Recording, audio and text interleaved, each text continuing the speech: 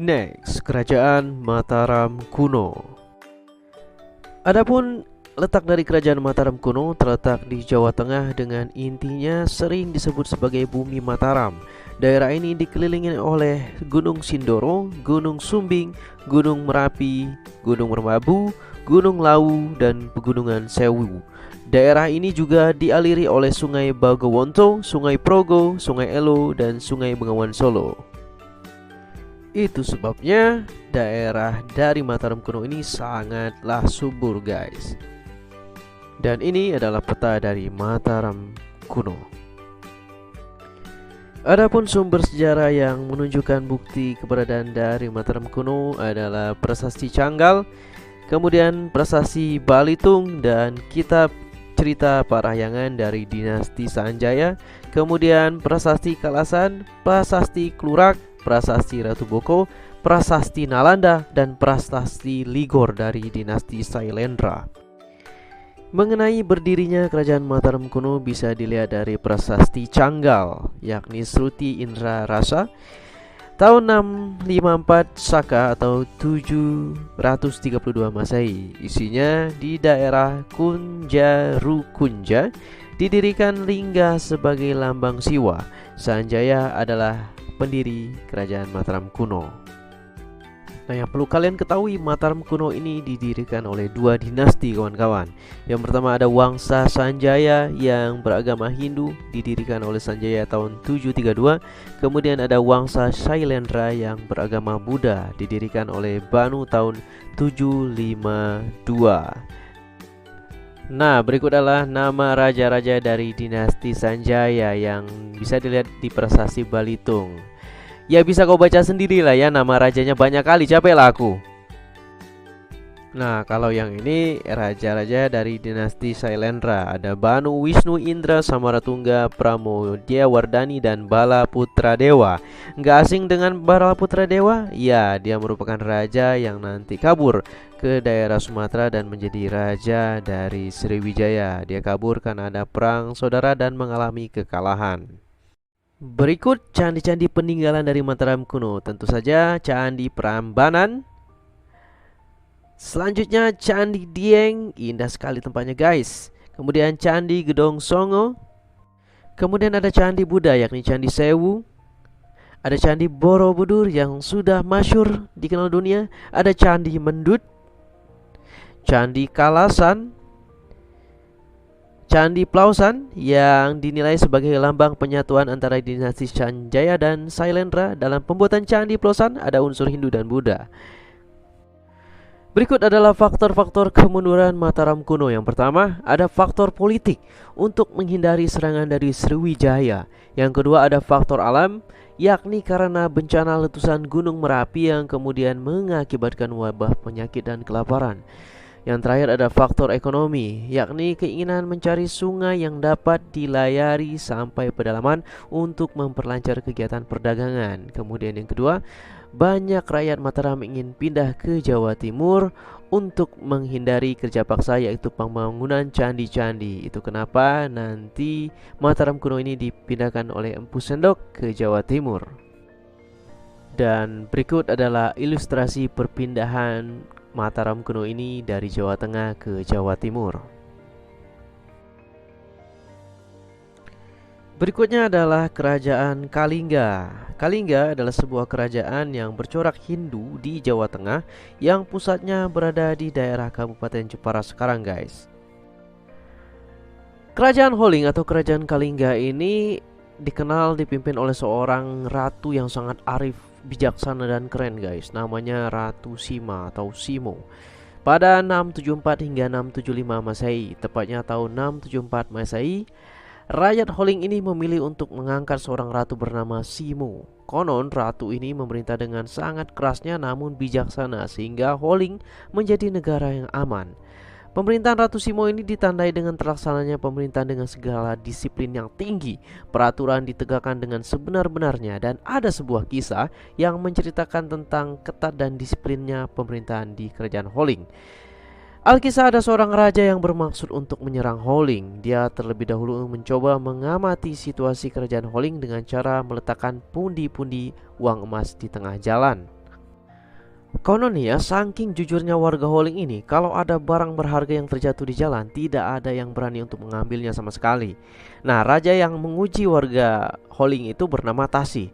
Selama 3 tahun barang tersebut aman di jalan, dan secara tidak sengaja putra mahkota menginjak barang tersebut. Maka ratu memerintahkan untuk menghukum mati putra mahkota itu. Tetapi para menteri memohon ampun padanya dan keputusan diubah dengan memotong kakinya karena kakinya yang bersalah. Tak berhenti sampai di situ saja guys, para menteri juga memohon ampun lagi sehingga hanya jari-jari kakinya saja yang dipotong. Mengetahui hal tersebut, Raja Tasi pun ketar-ketir guys, mengurungkan niatnya untuk menyerang Holing. Menurut catatan kronik nih guys, penduduk Holing biasa makan tanpa menggunakan sendok atau cupit, melainkan dengan jari-jari tangannya saja, dan gemar minum semacam tuak yang mereka buat dari getah bunga pohon kelapa atau aren. Ibu kota kerajaan Holing dikelilingi pagar dari kayu. Raja mendiami istana yang bertingkat 2 yang beratapkan daun palma. Raja duduk di atas bangku yang terbuat dari gading, mempergunakan juga tikar yang terbuat dari kulit bambu. Dicatat pula bahwa Holing ini mempunyai sebuah bukit yang disebut Langpia yang sering dikunjungi raja untuk melihat laut. Adapun mata pencaharian dari kerajaan Holing ini mempunyai hasil bumi berupa kulit penyu, emas dan perak, cula badak serta gading. Ada sebuah gua juga yang selalu mengeluarkan air garam yang disebut sebagai peleduk. Penduduk menghasilkan garam dengan memanfaatkan sumber air garam yang disebut sebagai peleduk tersebut. Mengenai keagamaan dari kerajaan Holing, salah satu sumber yang berbicara tentang keagamaan kerajaan Holing adalah sumber Cina yang berasal dari catatan perjalanan Itsing, seorang pendeta agama Buddha dari Cina dan kronik dinasti Sung. Dikatakan bahwa pada 664 hingga 667 Masehi, pendeta Buddha Cina bernama Huning dengan pembantunya Yunqi datang ke Holing. Di sana kedua pendeta tersebut bersama-sama dengan Joh Napo Tolo menerjemahkan kitab Buddha bagian Nirwana. Terjemahan inilah yang dibawa pulang ke Cina. Menurut Ising, kitab suci Buddha yang diterjemahkan tersebut sangat berbeda dengan kitab suci Buddha Mahayana. Menurut catatan dinasti Sung yang memerintah setelah dinasti Tang, terbukti bahwa terjemahan yang diterjemahkan oleh Huning dan Yunqi bersama dengan Janabhadra itu adalah kitab Nirwana bagian akhir yang menceritakan tentang pembakaran jenazah sang Buddha dengan sisa tulang yang tidak habis terbakar dikumpulkan untuk dijadikan relik suci. Dengan demikian jelas bahwa Holing tidak menganut agama Buddha aliran Mahayana tetapi menganut agama Buddha Hinayana aliran Mula Sastra Tiwada. Kronik dinasti Sung juga menyebutkan bahwa yang memimpin dan mentasbihkan Yunqi sebagai pendeta Buddha adalah Janabhadra. Mengenai sebab keruntuhan kerajaan Kalingga ini sebenarnya tidak diketahui secara jelas guys. Kemungkinan dipindahkan ke Jawa Timur.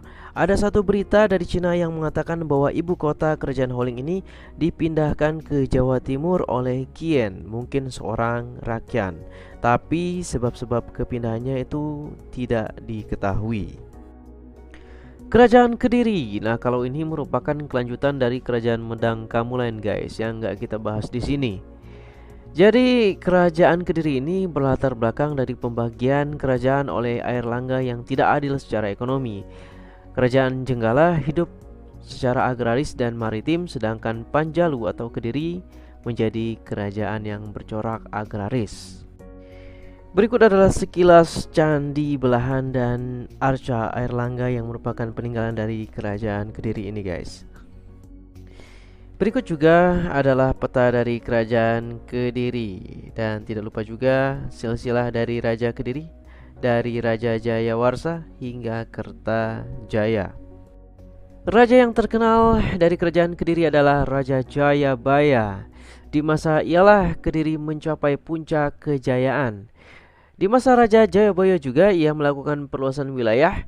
Dan pada masanya juga banyak sekali perkembangan di bidang sastra.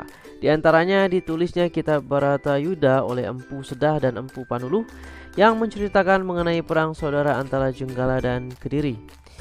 Di masa dia juga kitab Hariwangsa dan kitab Gatotkaca ditulis oleh Empu Panuluh.